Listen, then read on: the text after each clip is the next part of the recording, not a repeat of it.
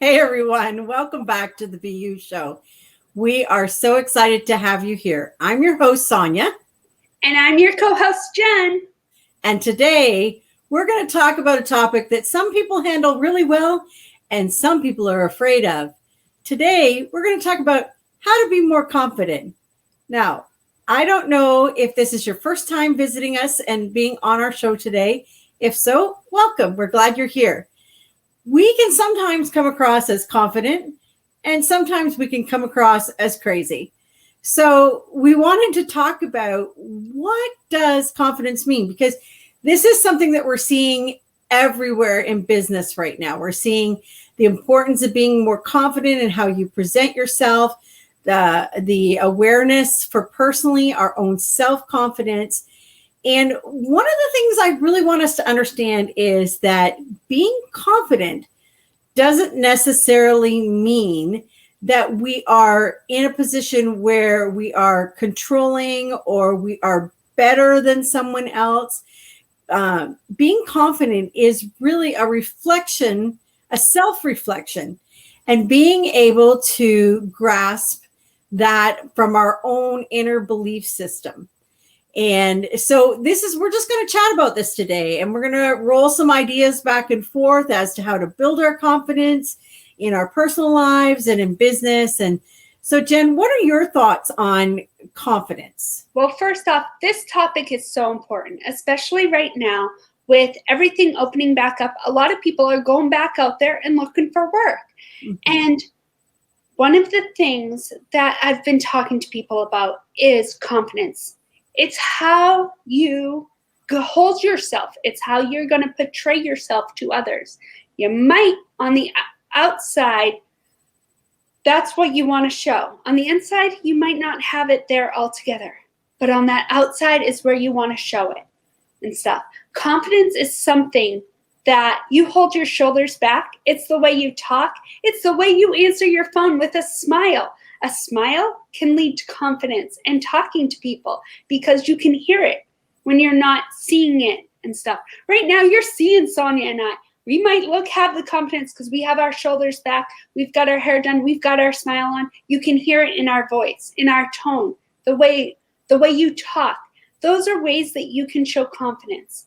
When you're hunched over or when you're holding your head side or when you're not sure and you speak quietly, those show that maybe you're not there yet. And that's a key word. I love saying yet. But we're going to help you get there, hopefully, with today's topic. And, the other thing, too, as you were talking there, Jen, I was thinking about, our confidence levels can go up and down. I think that's a normal process for everyone. Even the most confident person in the whole world is still going to have a few moments where their confidence level may be lowered. And really, that's okay. We have to learn to be kind to ourselves, to be gracious, to allow ourselves the recognition that, today is maybe not the best day. Show ourselves some understanding because we can be our own biggest self-critic. And it doesn't matter if I know it doesn't matter what it's in, right? We can be today my hair is flat on this side, or, we can pick ourselves apart. Okay, Sonia, wasn't it right before this? I was like, oh my gosh, it's raining here where I am in the U.S. And Sonia's got the sun, the nice weather. And wasn't I just critiquing myself? And I'm like, oh, my confidence isn't there this time. Yeah. And that's the thing. We have to just accept it and give ourselves that understanding and say, you know what, it's okay. And sometimes even when we're like that, if we're feeling a little less confident, we need to reach out. We need to actually talk about it. I think many people internalize their lack of self-confidence so that it's almost, it starts building a fear. So it's just like I said to you, Jen, it's fine. Let's go. We need to talk. Exactly. Sometimes you have to talk to a friend or a coworker or a mentor or someone, right? I think you hit the nail on the head is that we, as human beings, are our worst critics. Yes. And we are so hard on ourselves and we degrade ourselves. And that's one thing as people, we need to stop doing. We need to fill our cup. And how you can do that is A, watching our show, but B, getting on, going to your local library, getting some books on confidence, or even looking at Audible. I've been reading a wonderful book about it's called The Worthy Project, about what you put in and what you put out. And it is an amazing book. And the confidence after listening to that, I listen to it to and from going to work, picking up my daughter, or whatever. What I'm getting out of it is just amazing. And it's just, even those 5-minute increments when I'm in that car, filling that cup, there's so much time in a day. And how much of it do we waste on not doing something that's actually pouring back in to our cups, to ourselves? And, on our last show, we had talked about, the most powerful words that we can use. And the statements that we shared on the last show were a reminder for ourselves that we are capable. So that's where our confidence comes in, reminding ourselves that we are capable by filling our cup, like Jen said, with, what we're reading, or, what we're watching, and what we're exposing ourselves to. If we are constantly surrounding ourselves by people that are drama filled or lackadaisical, or just not really into life, just going through the motions, then guess what? That is going to reflect on us. We're going to pick up that dull energy or that high stress energy, and we're not going to feel like, that we even want to pick up a cup, let alone fill it up. So exactly. And Jen and I love our mugs. We've got our coffee mugs today. We're both just here sharing a moment with you. And you are the coffee queen. I love that mug. And I think it's just a reminder. It went perfectly with us. Stop, smile, and breathe. Life is beautiful. That's right. And again, it's funny how it's even something like a phrase on a mug, reminds you to breathe and reminds you just to be confident or whatever. And I was gifted this Coffee Queen mug. And yes, it just, like, for those who know me, it was perfect. And I really enjoyed it. Sorry, go ahead, Jen. I'm going to admit this one's not mine. I borrowed it from my mom because I needed a reminder today that, know what? Stop and breathe. And that's the thing with confidence, is that you might look like it to other people and they're like, wow, she's got that confidence. She's got that sparkle. She's got that edge. And then really, we don't. But that's okay. And that's 100% okay. You just need to believe in yourself. And that's the key with confidence, is believing in ourselves, believing that we are capable of whatever we want to be. And confidence isn't always like loud and proud. Like sometimes we'll visualize a motivational speaker or, a upper management person at work or something like that. And they will be like, putting out a big message or, presenting a very strong front, and we'll say, oh, they're really confident. But there is something that is so incredibly powerful in our lives when we learn that we can be confident in the stillness of life, that we can be in those quiet moments, in those moments of reflection, we can be confident, and therefore we are stronger. And we are ready to face anything that might come our way, right? I think you just hit a nail on the head. For me, what helped me get my confidence to where it was putting together a simple dream board, putting together words that in my eyes, in my mind, represent confidence, or items that represent that confidence that we're talking about. That something simple that doesn't cost any money, right, goes a huge difference. And like we said, fills that cup of yours, because we all have that that cup that needs to be filled. And confidence is different for everyone, but there is something that is an inner knowledge. Just, being able to look at yourself in the mirror, or being able to write in your journal, or being able to make a recording and, talking confidently, saying what you firmly believe, and that, again, believing or speaking that, not to be superior, not to say like, I am the greatest, I am the best, and everybody else is rotten, but just to know that, you know what, it's okay for you to have a strong belief system in something. You know, there's nothing wrong with that, even if your belief is different from someone else. You know, what you believe in is your belief system. So that's who you are confidently. And so I also heard a phrase a long time ago, and it's one of my favorite phrases. I've used it many times. I know I've told it to you, Jen. But when you're gentle, you can be so bold. There's an element of that confidence that just oozes out from you that says, you know what, it doesn't matter. I'm going to go in. I know what I'm capable of. I know what I'm worthy of. I'm going to ask for that raise. I'm going to clearly, you know, speak into the universe what I want for myself and watch those things come back to me because of my level of confidence. I 100% love it. Confidence, too, isn't something that happens overnight and stuff. It's a constant work on getting to that and stuff. Confidence is what you create and what you surround yourself with. Yeah. So the thing that, another thing I wanted to kind of really try to define in our conversation is, if we were in a situation like, you know, applying for a new job, what would be, like, let's say 2 or 3 real confident steps that we could take as we are applying for a new job? That's a wonderful question, Sonia. And one thing is, confidence is by the way you present yourself, what you're wearing, first and foremost, how your hair is. That first impression, before you speak anything, is going to be your first thing when you're applying for jobs. Second is your knowledge and stuff.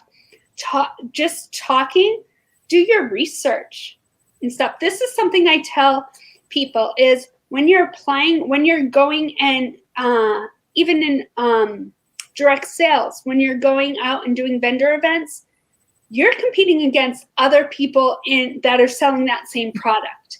So you need to figure out how to stand out above the crowd. So how you hold yourself, your passion, that's going to show through when you talk about these things.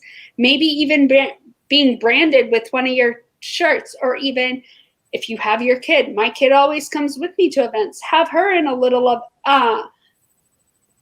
shirt that says what you're selling, an assistant and stuff. Those are things that show you're confident, and that shows you're passionate. And passion and confidence, I think, almost come together and blend together. What do you think, Sonia? Well, the impression you make, obviously, the first impression you make is something that's always going to stick with anyone. Yes. And so being confident in presenting yourself in a public situation, like you mentioned, for those who do vendor events or home shows or things like that, indirect sales, or if they're going out to apply for a position in a job, they have to make that first impression very confidently. And but, for some of those, real quick, for some of those, it's not that face-to-face interview. That first impression is that resume. So you need to make sure that you sell yourself on that resume and stand out. Look for those keywords and stuff. Don't just put something basic. You want to make sure that you are standing out. And one thing that I do recommend is that cover letter. You wouldn't think it, but that and a thank you letter at the end go a long way. And those are things, those are skills that can be learned, right? Like those are skills. 100%. 100%. So it doesn't happen overnight. And you know what? Some people, especially our younger generation, might not know that. And that's okay. And that's why they have mentors like you and me and maybe someone else out there who helps them and coaches them and trains them and just gives them that guidance that they're looking for and that they need. Yeah. So this is that's where I'm saying like that a skill can be taught. When we're looking at ourselves, let's say we're just wanting more confidence to feel better in life, and it's got nothing to do with our work environment. Maybe we've just come through a very trying situation in a family matter or a relationship matter, and we're just not feeling good enough, which is something that I think many people do struggle with. So how do we then begin to rebuild that confidence? I think there is an element that we have to remember, that each person is individual, and it takes the effort and the desire to want to become more confident, to want to change. You have to have it within you that says, I am willing. If you're not willing, you're not going to go anywhere in building your confidence, because it can be a learned skill. And that's the key, is the willingness, and the people who don't want to. The ones who don't want to aren't going to do anything in life, unfortunately. It's the ones who want to and strive to. Sonia, you've talked about it before. You overcame a major traumatic brain injury. You had to reteach yourself older in life how to redo everything. Now, people who don't know you from Adam would think, oh my gosh, look at this person. Look how confident she is. And so, because I know Sonia and I both struggle with it daily.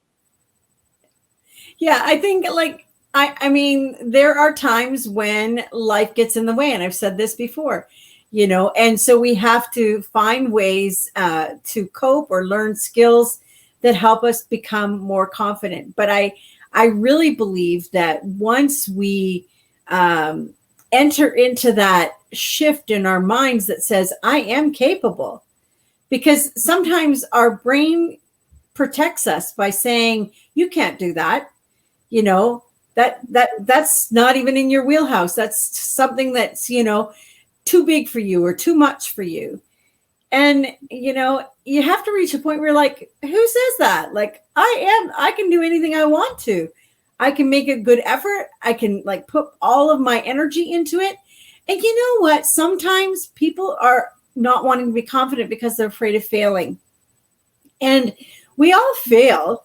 We all have moments where things fall apart or they don't go the way we want them to. But that's okay. It's part of learning. Yeah, you're learning and you're growing. And as you grow, more and more confidence gets built up, right? So I think that as we, in my situation, after my car accident, some of that of which obviously I can't even recall, some of the journey of rehabilitation, because it was a good 2-year process. And I'll never be 100%. And I live with it daily. It's an invisible disability. But, I recognize that there are some days where it kind of flares up more than others. Sometimes I think when you have an arthritic finger, or, when you hear your, father or grandfather or spouse start to say, oh, the weather's going to change. I can feel it in my shoulder, kind of thing. I think I have days like that too. But I have learned and definitely believe in myself enough to know that doing what's best for me and taking care of myself is so important. It helps me in all areas of life. And I think that when you really get a grasp on that, you then understand what it takes to be more confident. Mm-hmm. And confidence, like you said, isn't being arrogant, isn't being cocky and stuff. Confidence is just one of those things that you learn to develop. And what is confidence to you might not be confidence to someone else. And that's the amazing thing about confidence. Yeah. So if you are watching this program today and you have a suggestion, let's say, or you have gone through a time when you have had to learn to be more confident, we would love to hear from you. First of all, we would love for you to take a moment, give us a thumbs up on this video, subscribe to this video, to our channel. We're working on building we'll let you in a secret. We're working on building a little special for our subscribers that we're going to do. And so we want to have more subscribers. We want to have your comments. We'd love to know, what are you doing or what have you done that has built your confidence? Or maybe you're not at a place where you're there yet. You know what? This is a safe place. We're building a community where, you know, your comments are trusted and valued. So please support our channel in that way. We would love to get to know you. And we've just posted the bushow@gmail.com. Email us anytime. We'd love to hear from our viewers, and to get your feedback and get to know you better. Well, you guys, we are so thankful you guys joined us. This topic, confidence, is something that does not happen overnight. It's a constant thing that you're going to be working on. And the one thing about confidence, and that I've learned, is because of how I grew up and what I've gone through and stuff like that, what you think confidence is when you're younger versus when you're older is amazing. And to look back and see that growth that you made, especially for me in my life, and the things that I've overcome, the things that I've became, and now hold myself and to a different standard, is just truly, truly amazing.